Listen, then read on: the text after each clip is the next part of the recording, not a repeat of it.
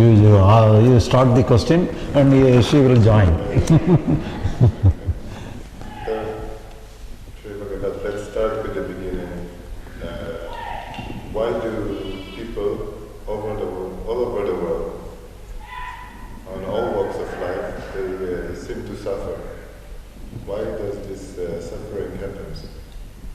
Although many of the people, they have what they need. They have roof over their head, they have clothes, they have food to eat. Still, many of them are suffering. From small things, from big things.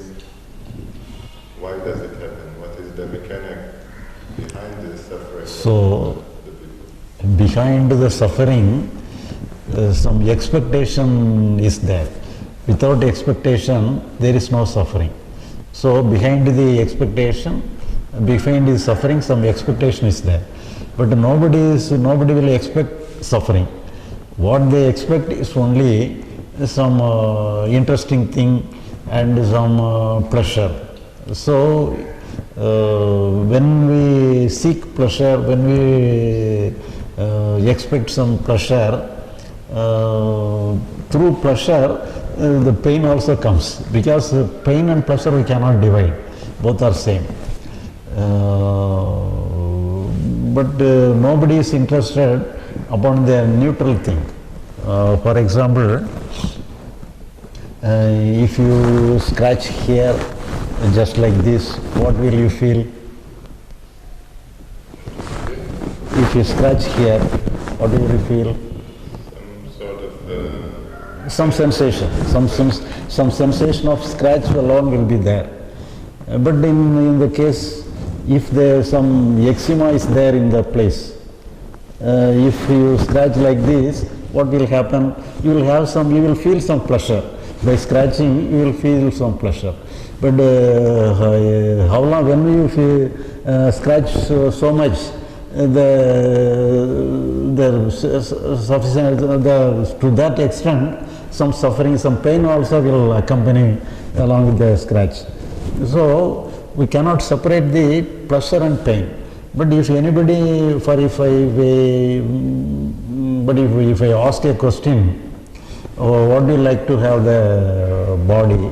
Do you have a healthy body or the body with some eczema? If I ask a question, what kind of body you select? If I say, if you ask the question, you will not select the body with eczema. You will select only the body without eczema. But if there is no eczema, the scratch will not create some pleasure. Whenever the eczema is there, it will create some pleasure. So the pleasure and pain is an addition, it is somewhat some extra fitting. It is not the natural one. So pleasure and pain is the just like the accessories, not the normal way. So the healthy body, healthy mind is the natural and normal way.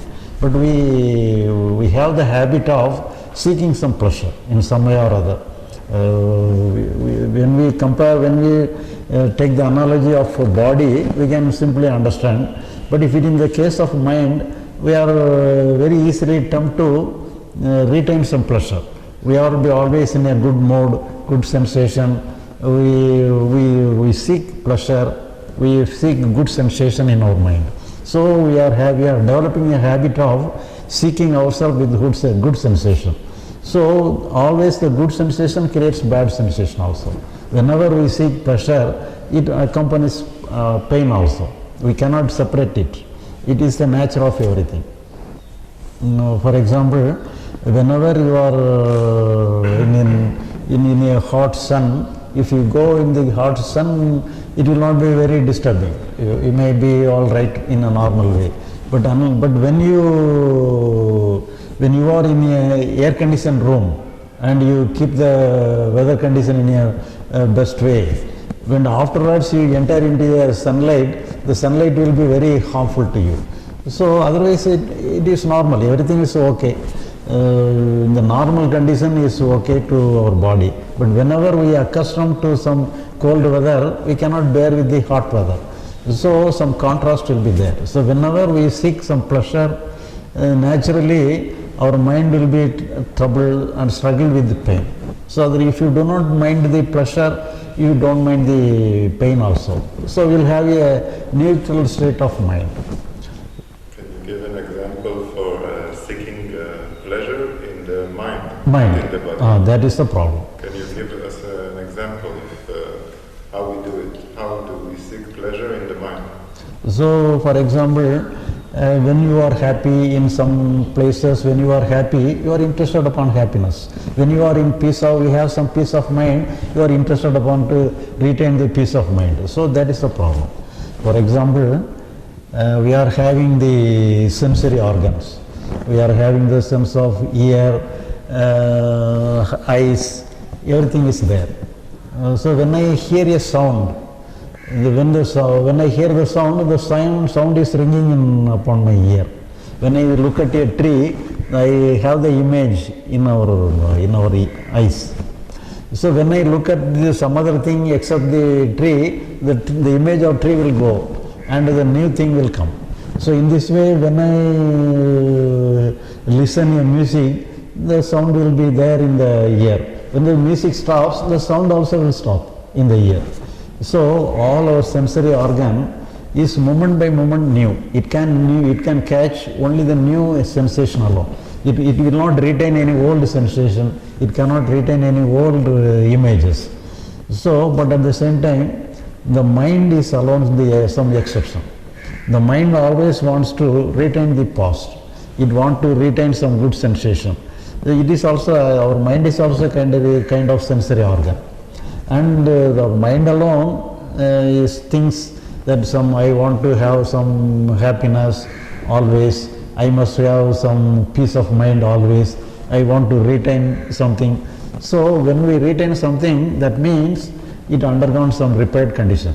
So whatever, if our ear retains the music forever, though even the music is over, still we are having some noise in our ear. That means our ear gone to repair condition. So in this way, if the mind wants to retain some emotion forever, our mind undergone some repair condition. So that is a sign. So this is a part of memory, yes? You can say memory. Memory is there. Function of the mind. And it is necessary for everyday life. It's necessary to have a memory. Everything is the whole human culture is built on the memory. Otherwise, we cannot build this house if we don't have a memory how we did it the last time, and all the memory of the other people how they built this house. So we have to have memory. But psychological memory becomes a problem. But the memory is okay, but the demand to have some sensation forever is the problem.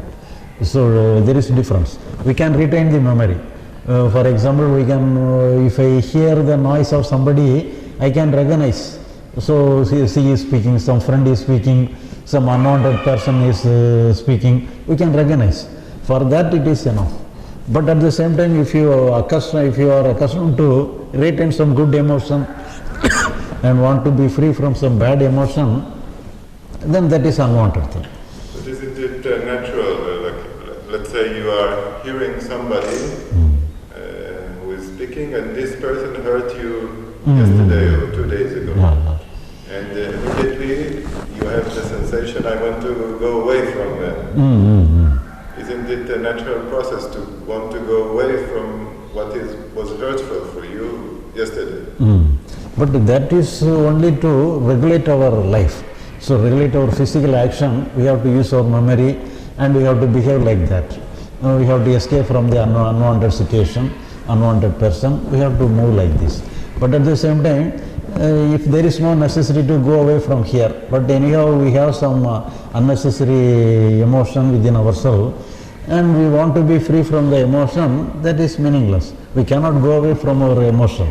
We may go away from some other person, but we cannot go away from our emotion. But we think like that. So you say the problem is not the physical action of actually going away, but the struggle within ourselves to be free of certain emotions And to retain other kinds of Yeah. For example, whenever we go along with the road, some vehicle is moving towards me, and we have to move away from the vehicle. But that is quite normal, quite okay. But at the same time, whenever I have some psychological tension within my mind, if I want to move away from the tension, that is meaningless. So psychologically, the function of your mind is total. There is no division between the you and the emotion. There is no separate compartment in our mind to retain yourself to somebody as me and something as our emotion. That is total mind. But in the physical world, we are separate, the other thing is separate. We have to move away from the vehicle, but we cannot move away from our emotion. So psychologically, we are one. When we divide ourselves into two, naturally there will be some contradiction within ourselves. So the desire to retain certain emotions and to get rid of other kind of emotion, it is creating the split in ourselves. It's creating the division in psychological.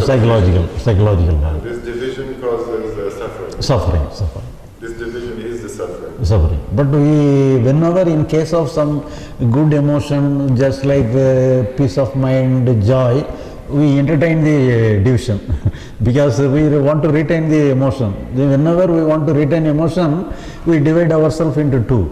And we entertain this division when in case of some good emotion, but in case of some bad emotion alone, we want to be free from that.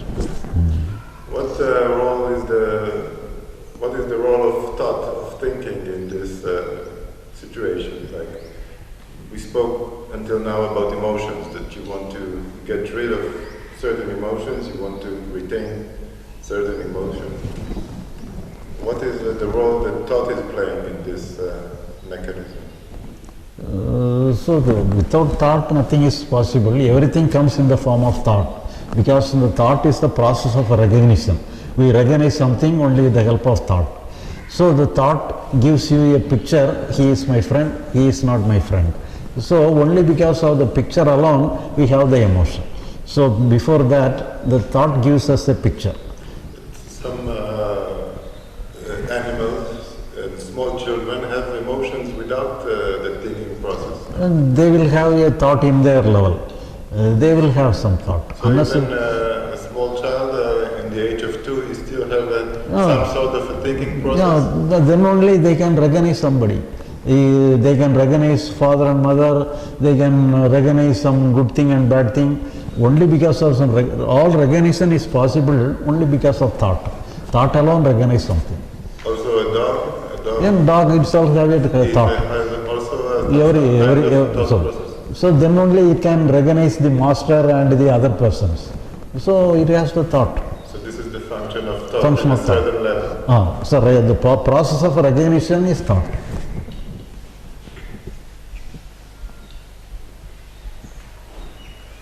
So it's not possible to be without thought. It is not necessary. Otherwise we cannot live in this world.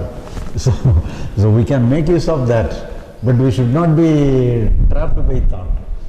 So trapped by thought means unnecessarily we can create some struggle within ourselves. Then we are misuse our thought. We can make use of the thought in a right way. Then only it is helpful. All our thought are helpful. If we have no thought, we cannot function in this world. There are many instances. Somebody may not have any thought for some days, and thereby they suffered a lot without thought. So whenever they regained the thought, then only they become normal. Otherwise they cannot function in a normal way. They become abnormal. They cannot live properly. So we started with the definition of suffering, which you said that behind the suffering there is some sort of expectation. So expectation is thought, yes? Expectation is also thought. It's also thought, because you have an image of what should be, and it's not happening, so you think it's not happening.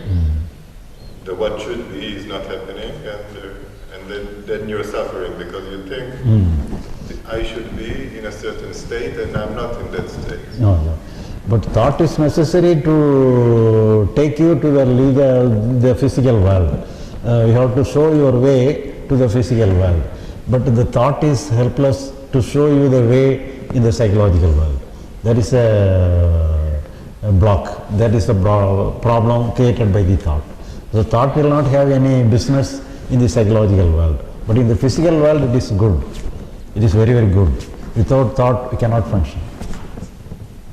But it is dangerous if it is in the psychological, purely psychological world. Where the thought will demand, I want to be peace always, I should not have any sorrow. So it will create like that, it will say like that, it will demand like that. And then it will bring the emotions with it. Because you think like that, then you feel you have a bad feeling because you feel you are not. So there is no separation between thought and emotion. They bring. So before emotion, thought is the primary thing. Upon thought, we have the emotion. For example, whenever you see your friend and recognize your friend, then you have the happiness. So the happiness comes next. Only because of your recognition that is he or she is your friend, then only you will have the feeling of some happiness. So if you recognize somebody as your unwanted person, some unwanted thing alone will come. So emotion is not possible without thinking? Not possible, not possible. So all emotions are possible. It is all emotions are a reaction. It is not the action you want. Even love, even everything, all emotions are a reaction. Whenever you have some thought or anything, it reflects in a way by creating some emotion. And what about sensations? How they are linked to the emotions? Emotion and sensations are same. Psychological sensation and emotions are same. Physical sensations are different. Thereby physical sensation without thought, physical sensation is possible. But some contact must be there. If you touch here, the feeling of touch will be there. Otherwise there will not be any physical sensation. For physical sensation, some physical contact must be there. But psychological sensation, some psychological contact must be there. The psychological contact is created by our thought. But there's always, if I have a certain emotion, it's always also reflects on the body. All emotions create some chemical reaction in our body, in our nervous system. Yes. So that is the reaction. Emotion itself is a psychological reaction, and afterwards it creates a bodily reaction also. So what kinds of sensations are possible without emotions, like pain in the body is possible without emotion, without thought? No, physical emotion is different. Even whether you you recognize it or not, physical emotion will be there. Physical sensation. Pick up on? Physical sensation. Physical sensation will be there. Whenever you have a pain in your body, the pain will be there. It's different than emotional sensation. No. Emotional sensation and emotions, you say it's the same. Emotion, psychological emotion is just like a psychological sensation. Physical sensation. What he's asking is, in physical sensation also, is there some secretion of chemicals inside the body? Both. Physical also some chemical reactions is there. Psychological emotion also creates some chemical reaction in our body. Both creates. So the mechanism of, according to what you say, the mechanism of the suffering is the expectation to